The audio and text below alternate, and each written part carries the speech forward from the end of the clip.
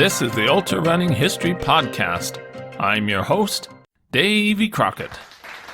Thanks for coming.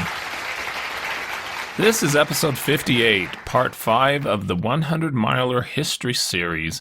In this episode, I will share the stories of the 100-milers held in England during the early 1900s, in particular the London to Brighton and back race. Now to the story. For at least 150 years, running or walking 100 miles within 24 hours has been an impressive feat sought after by thousands. Part 4 of this 100-miler series covered the history of the 100-mile races held in America in the early 1900s before World War I. But during this period, there were 100-mile races held in other places around the world, especially in England. During the early 1900s, a remarkable shift occurred. In the late 1800s, America was the home for ultra-distance walking competitions, but as pedestrian competitions fell out of favor and outlawed in the U.S., ultra-walking ceased for a time. The shift went back to the old country, and 100-mile amateur walking competitions eventually became very popular in England. More than 100 years ago, there were a few venues and courses that had a significant impact on the history of ultrarunning, 100-mile races, and endurance sports in general. These included Madison Square Garden in New York City, Agricultural Hall in London, and above them all, the London to Brighton route, 52-plus miles in England. For many decades, whether on foot, on bike, or on horse, or in automobiles, the road to Brighton was the place to race, including 100 miles on foot. Eventually, many ultra-running legends would compete on the Brighton Road, including Don Ritchie, Ted Corbett, Sandy Kitty, Park Barner, Stu Middleman, Jim King, and many others. 7 a.m. on a chilly autumn morning. Ideal conditions for the 66 runners who chose to spend their Sunday pounding a path between the capital and Brighton, a mere 52.5 miles down the road. London to Brighton was traditionally a one-way race of 52 to 55 miles, but in the first half of the 20th century, it was also used to compete 100 miles by walking or running a double London to Brighton. Seems like only yesterday, under the stars on Brighton Beach. In the mid-1800s, the seafront affluent resort city of Brighton became very popular as the railroad was built from London, about 52 miles away. Prior to that, people came by horse coaches that made the trip multiple times per day with ever-increasing speed. Brighton was a city of the upper class and featured an aquarium which opened in 1872. It included marine exhibits, a 100,000-gallon tank, sea lions, an octopus, and a distinctive clock tower and gateway. Yes, this is Brighton, new and sophisticated, old and sedate. Brighton, playground of the South. But there's nothing on earth to touch Brighton's Regency Pavilion for splendor, all square. It was also the site for organ recitals, concerts, lectures, and exhibitions. Day trips to Brighton became popular and railroad speed records were boasted about for the route. The road to Brighton was measured from the Big Ben clock tower north of Westminster Bridge in London to the aquarium in Brighton. The Big Ben clock tower was completed in 1859 and at the time was the largest and most accurate four-facing striking and chiming clock in the world.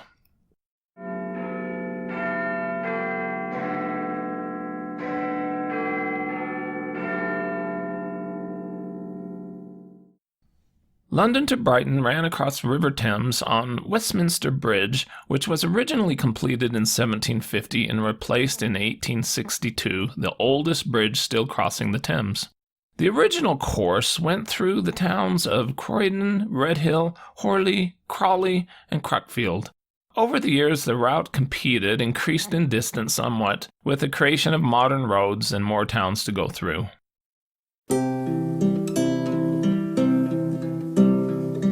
Participants in the new sport of cycling started to ride along the route. This would soon prompt runners and walkers to also give it a try. As early as 1869, John Mayall Jr. was the first person to reach Brighton from London by velocipede. He accomplished it in 12 hours, in time for dinner, and then he attended the second half of a concert in the Grand Hall. In 1870, T. Moon, an expert bicyclist, set the first fastest known road cycling time on the route of 5 hours 40 minutes. A few days later, he accomplished a double Brighton Road, 100 miles in 15 hours. He stopped for breakfast, a lengthy lunch, and breaks for tea along the way. Traveling on the Brighton Road on foot obviously occurred for centuries. In July 1803, Captain Robertson walked from Brighton to London and back in 45 hours, more than 100 miles, and repeated the feat in November of that year. Racing on foot from London to Brighton started early, even before cycling races.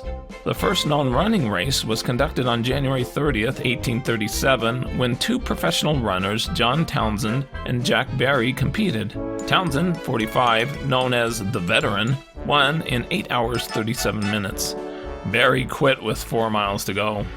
Years passed, but more attention was given to pedestrian feats on the road when Benjamin Trench of Oxford University accomplished a sub-24-hour 100-plus miler in 1868 by accomplishing a double. He walked from Kennington St. Mark's Church to Brighton and back in 23 hours for a heavy wager.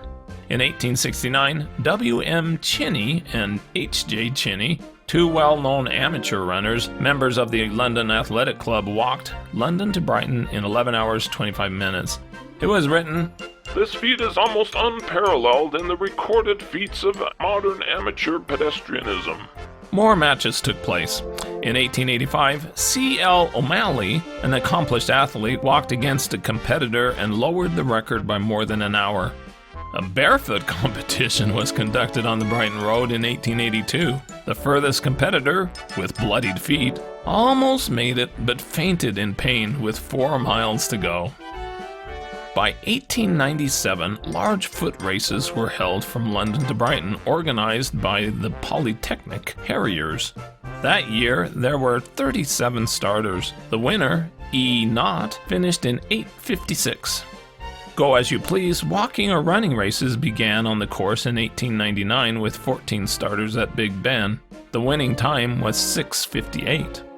In 1902, cyclists showed off and demonstrated that they could ride the course to Brighton and back, 104 miles, in a shorter time than runners could do it in one trip. They succeeded in 5:50.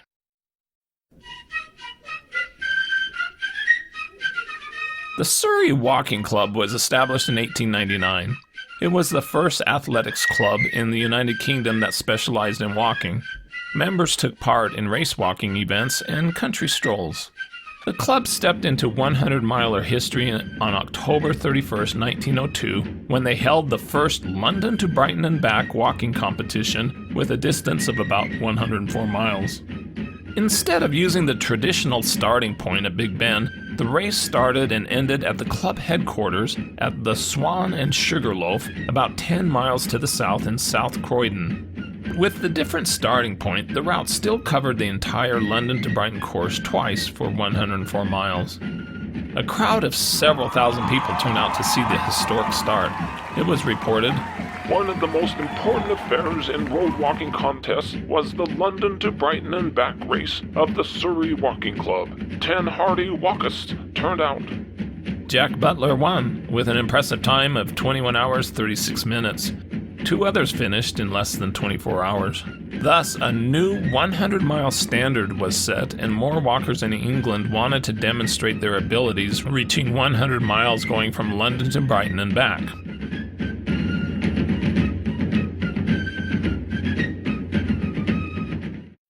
A couple weeks after the initial race, L. Novelli, a hotel owner at Brighton, wanted to prove that he could accomplish the double in less than 24 hours.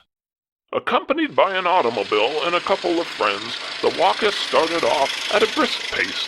Nothing of note happened until the pedestrian ran into dense fog and the chauffeur had to go on in front and climb the finger post to find out the way. The state of affairs continued for 3 miles when, on trying to jump out of the way of a passing auto, Novelli slipped on the roadside and fell. He sprained an ankle but tried to walk it off. The fog grew worse, forcing him to stop for a while. He eventually made it to Brighton, 4 minutes over in 24 hours and 4 minutes. A historic race took place in May 1903 that truly brought London to Brighton into the public spotlight. In 1903, the London Stock Exchange had been suffering through a slow economic time with poor morale. The stock exchange is a funny place. It's the strangest place in town. The seats cost $500,000 cash, but the brokers won't sit down. Company executives decided that a walk would help the situation. Entry into the 52-mile race was free, but monetary awards could be won. The press gave the event intense attention. Entrants started furiously training. Some people even employed professional trainers. Members were seen striding through the countryside roads on the weekends.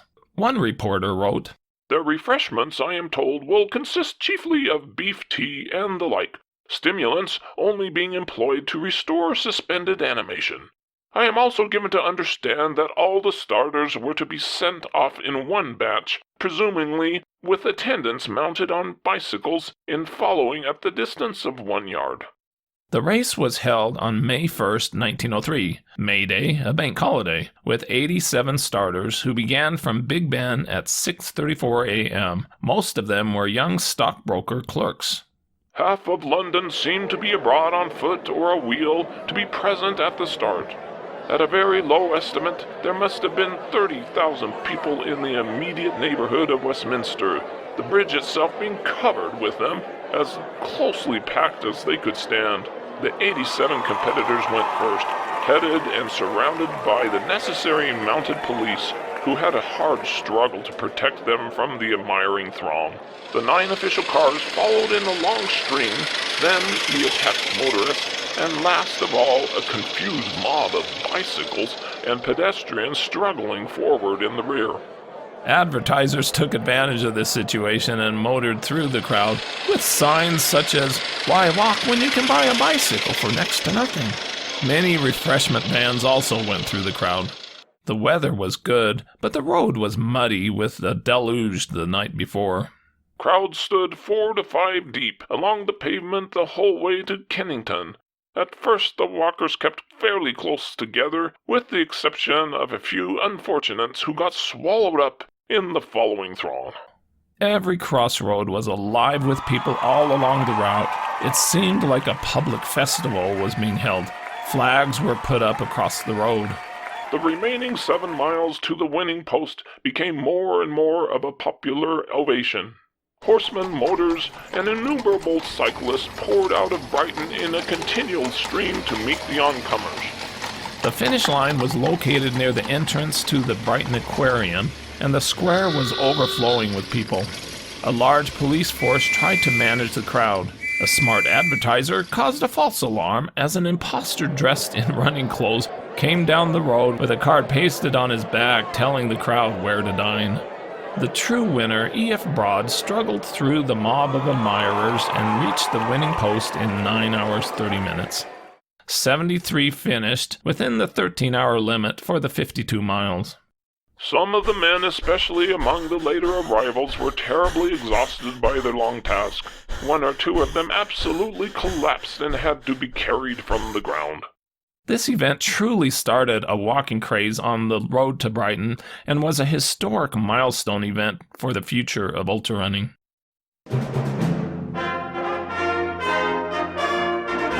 On November 6, 1903, the Double Brighton was again held, establishing a long 100-mile British tradition for decades. America noticed. Road walking still continues to hold popular attention in and around London. Events given by the Surrey Walking Club are always productive of something rare, but this one recently from London to Brighton and back revealed the most astounding bit of road tramping ever seen in England, and incidentally lowered the record by a big margin. The 1903 start was located again at South Croydon. The walkers started at 9:22 p.m. The leader, F.J. Wakefield, covered the courses out and back to London's Big Ben, 21 miles, in 3:52.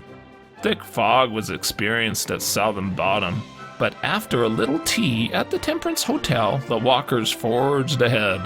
In the morning, a large crowd was gathered at the turnaround point at the Brighton Aquarium. H.W. Horton arrived first at the 100-kilometer distance in 12 hours, 8 minutes. Horton pushed on hard, well ahead of Butler's course record. With just a mile to go, Horton was struggling, but a glass of champagne revived him. He finished the 104 miles in 20 hours, 31 minutes. A total of 5 walkers beat 24 hours.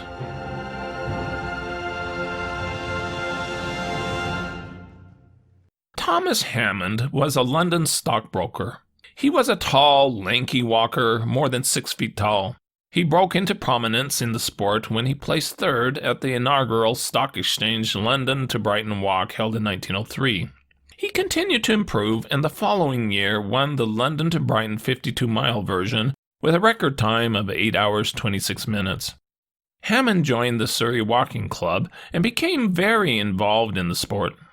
In 1907, he progressed to being recognized as the world's best ultra-distance walker when he won London to Oxford, 55 miles, in 8 hours 51 minutes. His walking style was described as, quote, a striking combination of ease and efficiency one could hardly imagine.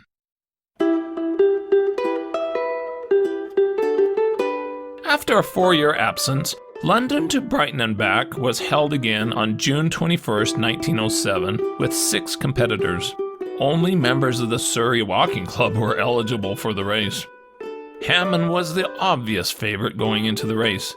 Despite not being invited, a member of the Manchester Athletic Club, A.R. Edwards, ran the race bandit with his own staff of timers and 2 automobiles full of edibles of all descriptions, including beef, chicken, eggs, and jellies, and liquor from champagne, down to aerated waters, and there was a spirit lamp too, to boil the kettle if it was wanted. The other runners only had a solitary cyclist carrying refreshments for support. The start was again at Swan and Sugarloaf at South Croydon. In the evening at 9:04 p.m., after the word go was yelled, Edwards jumped into the lead going at a great pace. The course for nearly 3 miles was by tram lines, and the cars, automobiles, and spectators who ran in front made the going difficult for the walkers.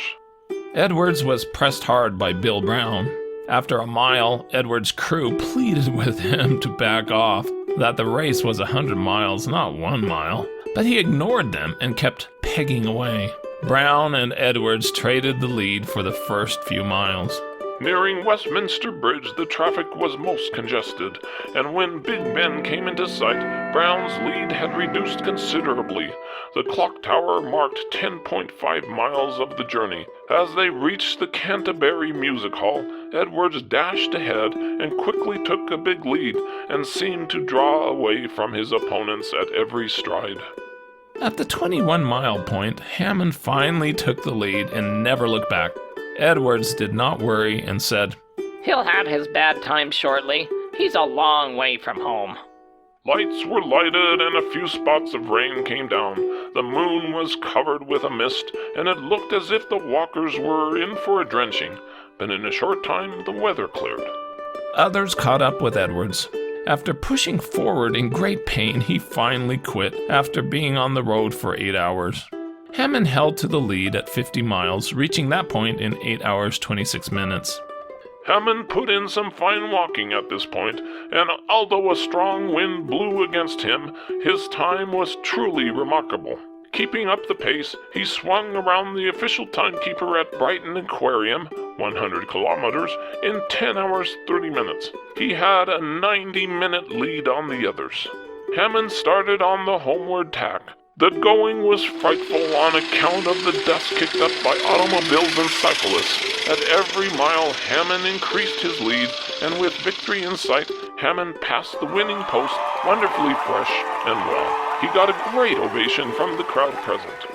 Hammond finished the 100-plus miles in 18 hours 13 minutes, crushing the fastest known time. He reached the 100-mile mark in 17 hours, 25 minutes. It was called the most remarkable walking feat of this or any other generation. On September 11th, 1908, the Middlesex Walking Club 24-hour race was held with 39 walkers at the White City Stadium in London, England. Hammond again was a clear favorite. The race started at 5:10 p.m. Bill Brown took the early lead, walking the first mile in 8:26. Hammond exercised great control in the matter of keeping down his pace in the early stages of the journey. Jack Butler, also an elite walker who had held records, also contended for the lead. Finally, at around the 50K mark, Hammond took the lead with a time of 5 hours 11 minutes. From that point, he increased his lead over his opponents. He reached 50 miles in 8:36 with a mile lead and passed 100 miles in 18 hours 8 minutes. He continued on with a strong, swinging gait and won with an astonishing 131 miles, which was a world's walking best, and he smashed other walking records along the way. At this race, 17 walkers achieved 100 miles in 24 hours or less. Thomas Paine was born in 1882 in South Shields, Durham, England. By 1901, at the age of 19, Tom was a professional violinist playing in the orchestra at Newcastle Theatre. He would walk 14 miles from his home in South Shields to work in order to save money. In 1906, he entered his first walking race, a 24-miler, and finished in second place. Paine was a small man, 5'4" and only 112 pounds. He said, Nature did not bless me with either undue length of body or length of limb, nor strength out of the ordinary, yet by hard continuous training I was able to overcome and defeat opponents who were much better gifted than me as regards to build and strength. Paine competed in more races and in 1907 started to win, beating established champions such as Jack Butler. Paine competed in the 1908 24-hour race in London and finished in 6th with 108 miles, reaching 100 miles for the first time. On September 17, 1909, another highly competitive 24-hour race was held at White City Stadium in London, England, open to all clubs. The entrant field was huge, with 50 walkers who started at 5 p.m. in perfect weather. Paine competed along with the previous year's champion and world record holder Thomas Hammond. The early leaders included Jack Butler, Bill Brown, and A.R. Edwards. During the third hour, Ross, the current London to Brighton champion and record holder, put on a furious pace of more than 7 miles per hour and rapidly caught the leaders. But he soon paid the penalty, for shortly after completing 25 miles, he had to give up. Butler and Hammond also dropped out early, before 40 miles. It was curious coincidence that all of these competitors complained of cramp in the stomach. The leader, Jay Iles, reached 51 miles in record time, but he had, quote, shot his bolt, and after the next lap retired for more than an hour. He twice tried to get going again, but it didn't work and he quit. Brown took the lead and kept going at a steady gait. At 12 hours, he reached 68 miles and was ahead of Hammond's 1908 record pace. But Paine had the fastest pace on the track, and during the 16th hour took the lead. Paine reached 100 miles in 18 hours and 8 minutes. He eventually won the race in 127 miles. An impressive 25 walkers reached 100 miles in less than 24 hours, the most in history up to that time in a single race. Paine would later win the first 2 post-war London to Brighton races in 1919 and 1920. But sadly, in 1921, Paine performed a musical act where he burst through a large screen depicting the finish at London to Brighton, dressed in a singlet and short, playing his violin. The AAA ruled that he broke amateur laws and he was suspended from amateur racing for the next 10 years. Past his prime, he did do some racing in the 1930s and kept it up further until he was 77 years old. He died at the age of 84 in 1968. The Surrey Walking Club's London to Brighton and back 100-miler expanded the popularization of reaching 100 miles within 24 hours in England. Bob Gillespie proposed that a society should be established to recognize the accomplishment.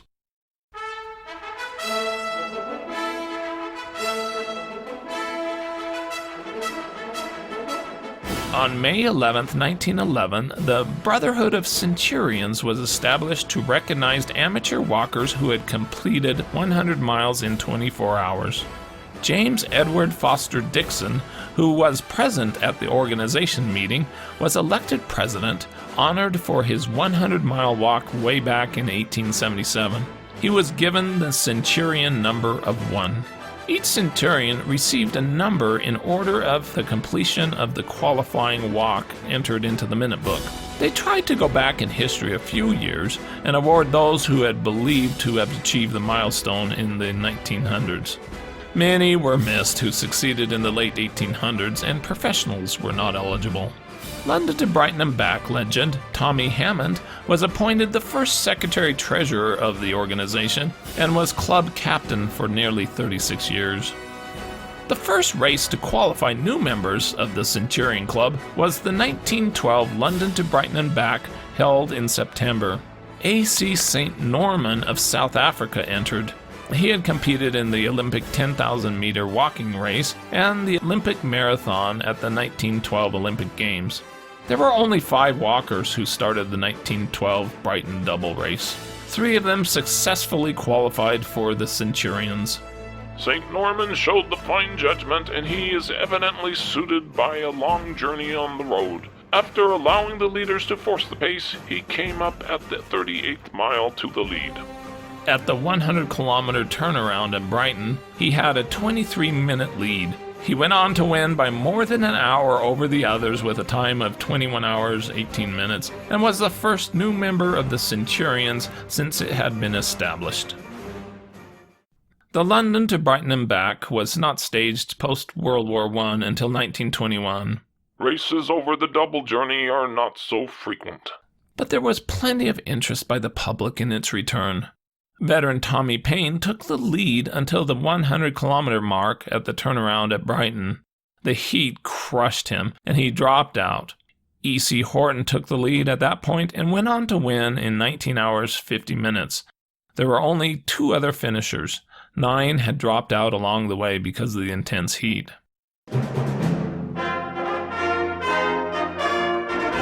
W. Baker was an engineer who worked nights and had very recently taken up walking.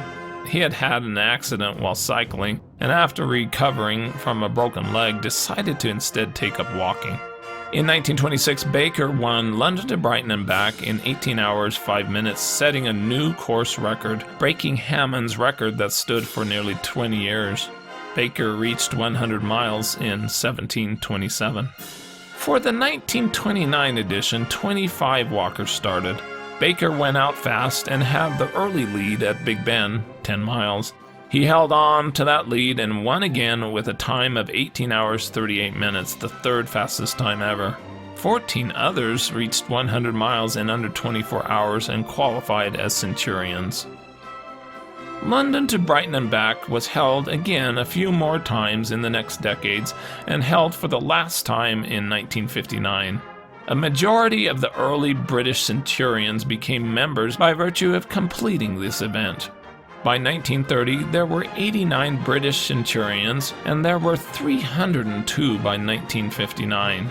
Yes, reaching 100 miles in less than 24 hours was alive and active during the first half of the 20th century, a historical fact that has been largely ignored or lost by the modern ultrarunner.